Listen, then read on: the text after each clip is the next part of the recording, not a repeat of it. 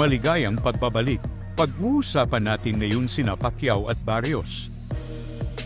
Pero bago ang lahat, kung bago ka pa lang sa channel na ito, ay huwag mong kalimutang mag-subscribe at i-hit ang notification bell icon para manatili kang updated sa susunod nating upload.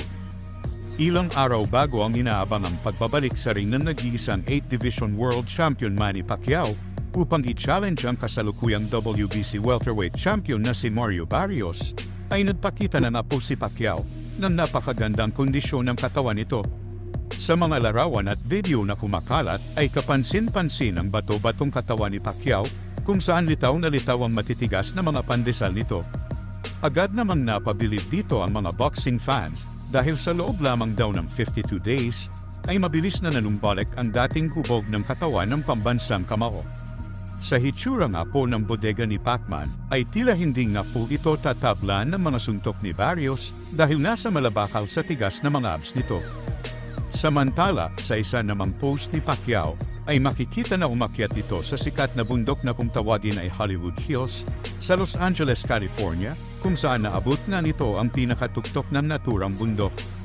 Isa po ito sa mga bundok na mahirap akyatin at takbuhin dahil ang kabuoang area po nito ay nasa 7 square miles at may taas na 1,260 feet. Makikita nga sa video kung gaano kalalim ang bangin na tinakbo ng buong Team Pacquiao. Sa tarik nga nito, isang pagkakamali mo lang, siguradong paglalamayan ka na kinabukasan. Pagsapit naman ni Pacquiao sa tuktok ng Hollywood Hills, ay buong pagmamalaki nito na iwinagayway ang watawat ng Pilipinas. Patunay nga po na ang parating na laban nito ay hindi lang dahil sa pera, kundi para sa karangalan ng ating bansa at ng mga Pilipino. Sa kabilang banda naman, sinagot na nga po ni Pacquiao ang mga patutsada sa kanya ng head trainer ni Barrios na si Bob Santos, patungkol sa umano ay matagal ng pag-espiya nito sa kampo ni Pacquiao, kung saan ay madami na umano itong nakolektang impormasyon kay Pacquiao at Freddie Roach, na kung saan ay gagamitin umano ng bata niyang si Barrios para talunin si Pacquiao. Banat nga po ni Pacquiao kay Barrios na hindi umano ito matutulungan ng coach nito pagdating ng aktwal na laban dahil silang dalawa lang naman daw ang magbabakbakan sa loob ng ring. Paliwanag ni Pacquiao na baliwala din umano ang game plan at technique ni Barrios kung hindi niya daw ito ma-execute ng maayos at tama sa mismong oras ng laban. Ibig sabihin lang po nito na hindi nag-aalala si Pacquiao sa pang-espiya ni Bob Santos sa kanyang training dahil tiwala naman ito sa kanyang kakayahan. Sa ibang balita naman, isang malungkot na pangyayari nga po ang naganap sa training camp ni Pacquiao dahil muntik na pong mapaaway ang ating pambansang kamao. Matapos kasi ang training ni Pacquiao ay biglang may lumitaw na isang lalaki at tila nagkunwaring tagahanga ni Pacquiao na nakitila, hindi para magpa-autograph, kundi para sunggaban ang ating pambansang kamao.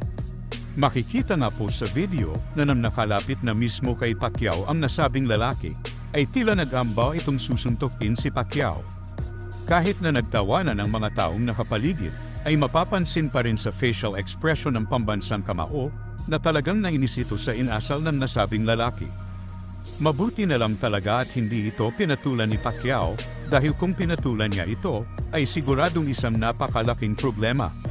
Bukod sa mabubugbog ang naturang lalaki ay maaari ding makasuhan, matanggalan ng lisensya at posible pang makulong ang pambansang kamao. Ayon sa ilang mga nakasaksi sa naturang insidente, ay baka kulang lang daw sa pag-iisip o di kaya naman daw ay kulang lang sa pansin ang nasabing lalaki. Samantalang may ilan namang nagsabi na posible raw na ang nasabing lalaki ay isa umanong supporter ni Mario Barrios na kung saan ay pinadala para lang sa plano na guluhin ang pambansang kamao para hindi ito makafocus sa training.